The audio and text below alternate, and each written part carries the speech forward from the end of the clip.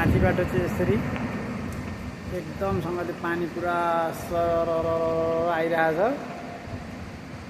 यस्तो चाहिँ राति बेलुका पनि आयो।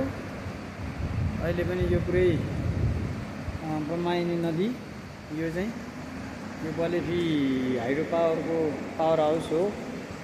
यो चाहिँ बलेफी गाउँपालिका वडा नम्बर 1 पर्छ र यो पानी परिरहेको ठाउँ जुगल गाउँपालिकाको 5 नम्बर वडा, त्यसपछि 1 नम्बर वडा पर्छ। यो हामी अहिले जुगलको 1 मा छौँ।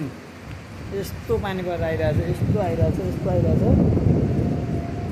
यो पुरै चाहिँ ढाकेर यसरी यतातिर छैन, यतातिर यी अलिअलि मात्रै छिटेर आएको तर उ त्यहाँदेखि माथि त्यो कुहिरो लागे जस्तो भएर चाहिँ आइरहेछ एकदमसँगले ल आइपुग्यो पानी। खोला अहिले त्यतिको धमिलो छ, केही समयमा बाढी आउने छ।